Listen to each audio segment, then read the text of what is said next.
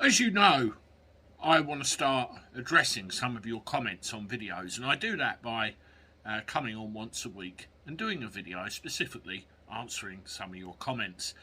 I've done a couple of things about electric motor vehicles over the last couple of days that have ended up attracting a lot of interest, should we say, and I'll go through some of them comments now.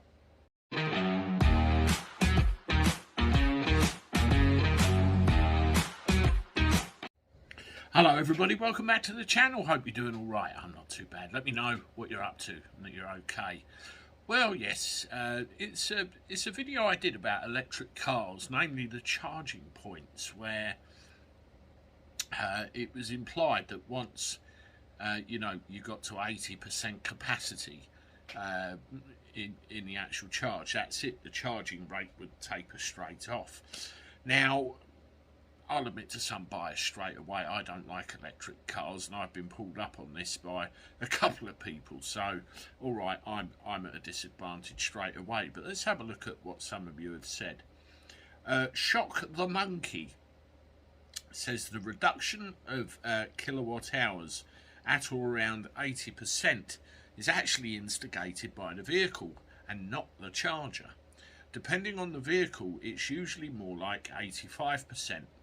All depends on the sophistication of the battery, temperature management, which also dictates the charging speed overall. So if the battery is very cold, it will restrict the charging speed when you start charging as well. I actually read something else in this cold weather, that they are having trouble, charging up at an efficient rate, so that would explain a lot. And, I suppose you have to have a better understanding of it. Which you appear to have. The documentation implied it was the charger, doing all this, not necessarily the car. But you're not the only one to put me in my place. Thank you very much. Angus says, the more you think, the worse it gets. But it's not about independence. Look further into the future rather than just round the corner. This is the stuff of nightmares. I mean, there's a lot of cost implications, isn't there? Replacement batteries, which we'll come to in a minute. The range of the things, then how going to get taxed? Where's it going? I'm sure more will come out. Martin Morgan, and this is one of my concerns. My concern with EV cars in 10 years down the line when the batteries need replacing.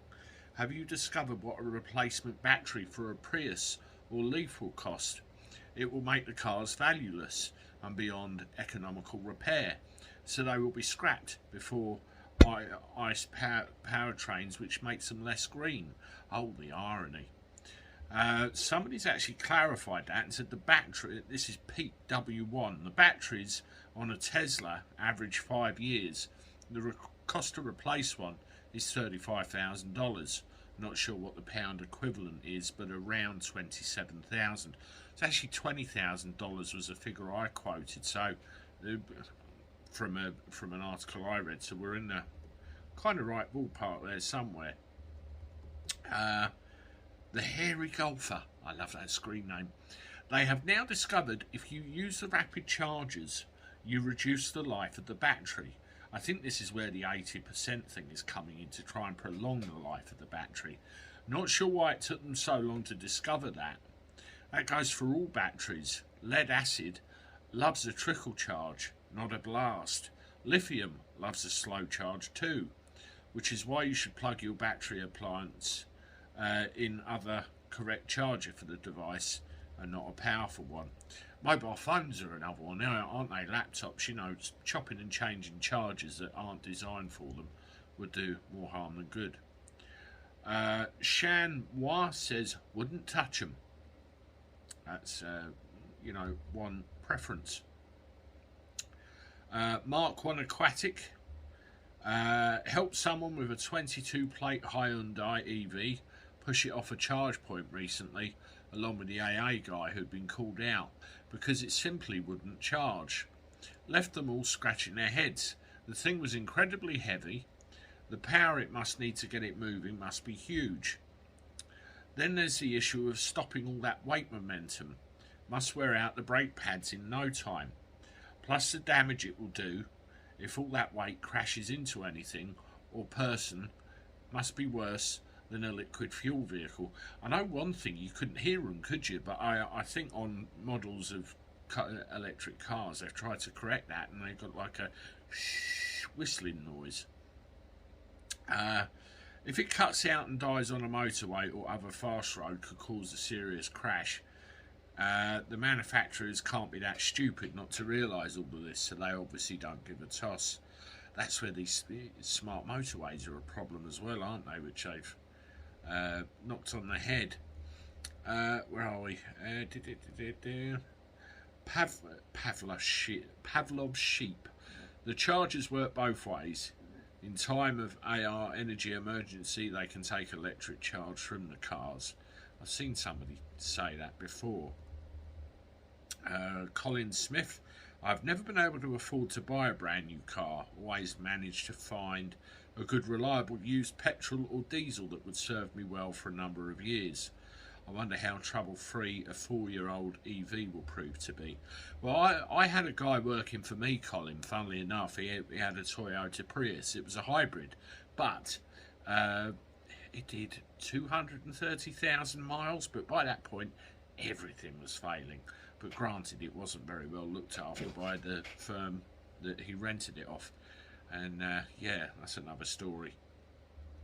Anna Perkins. Can you imagine your life as a cab driver and you had to take clients back home?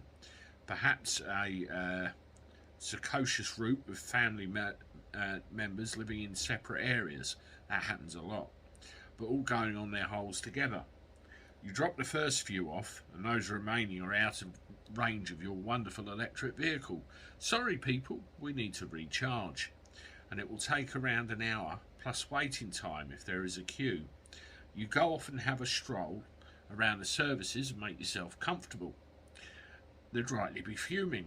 I know I would be if I was the second drop-off. In fact, if I had external private parts, you would literally have to apply electrodes to them. Turn on the power to persuade me to ever consider an electric vehicle as a viable choice of private vehicle under extreme duress.